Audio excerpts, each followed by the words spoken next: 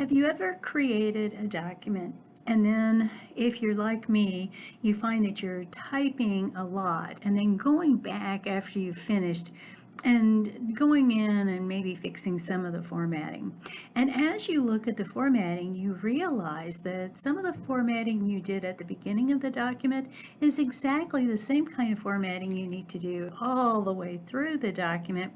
And to recreate, say, bold italics underline seems like a lot of extra steps. Well, in fact, it is, because you can use something that's called paint format.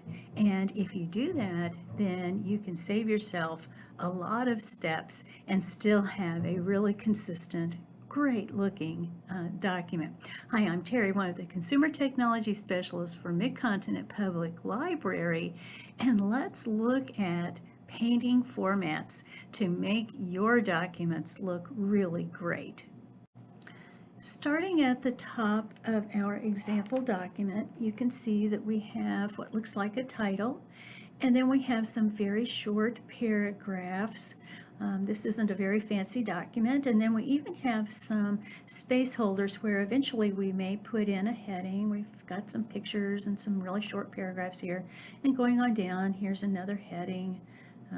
Another paragraph, another heading, another picture, a short paragraph. So I may decide to make this fit on the page better, maybe fill the page better. And so to do that, I'm going to just start with the title, and I think I'm going to make it, say, 18 point. Oh yeah, that makes it stand out. And then I think I'm going to want to center that.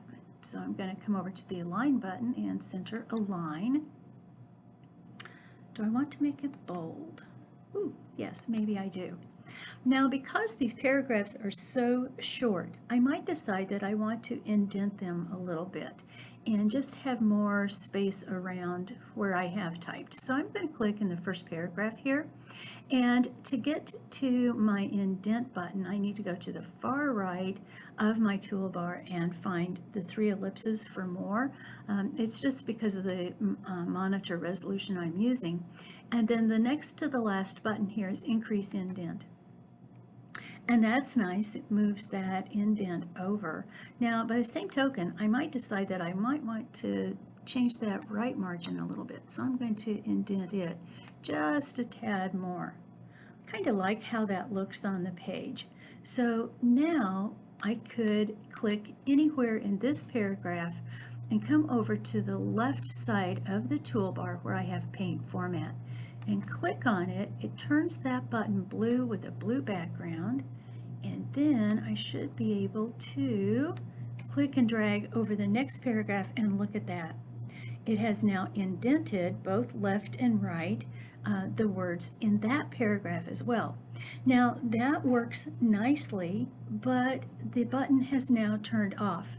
So I really would like to have a way to have fewer clicks, because let's see, I click in the paragraph with the format, I go to the button, click it, and then I click on the paragraph I want to change. So that's 3 clicks. Can I do this with even fewer clicks? And the answer is, well, yes, I can. So keeping this paragraph that has been formatted, selected, I'm going to go back up to Paint Format and double click.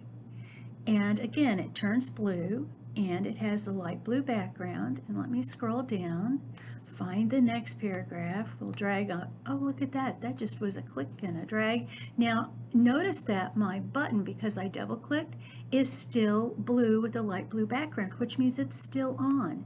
So now I just scroll down to the next place and I can click that paragraph and change, and it may, well, it should change. And then I should be able to click on this one as well. Be careful that you grab that little extra space after the period, and that makes the difference. If you stop too soon, that formatting may not copy over. Well, the button is still blue, so you know what? After some thought, I think maybe I want to move my headings over as well. But notice that I'm just clicking over the text, and as long as that button is on, I'm still indenting. Look at that. Now the only thing is, how do I turn that button off? Well, I go back to Paint Format and click on it just one time and it turns it off. Now at some point I might want to address those pictures as well now, but let's play with the headings just a little bit. And I have the first one selected here. And I might decide that I want to make it, say, 12 point, make it slightly larger than the normal text that's in the paragraphs. And then let's say I want to make it bold and maybe italic and underline and change the color.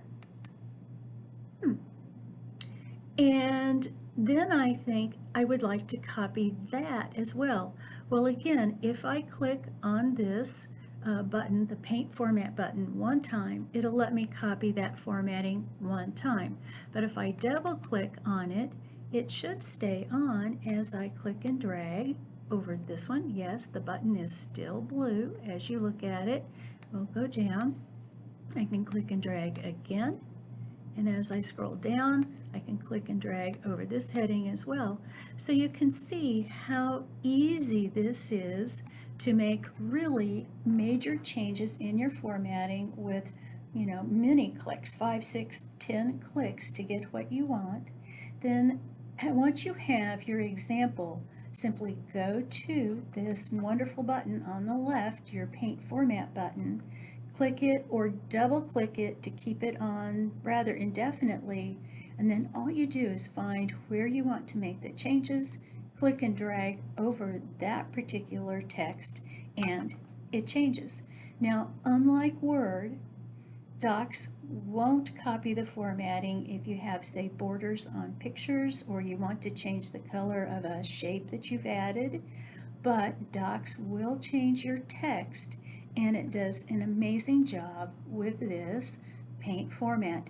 Just remember to click on the button to turn it off.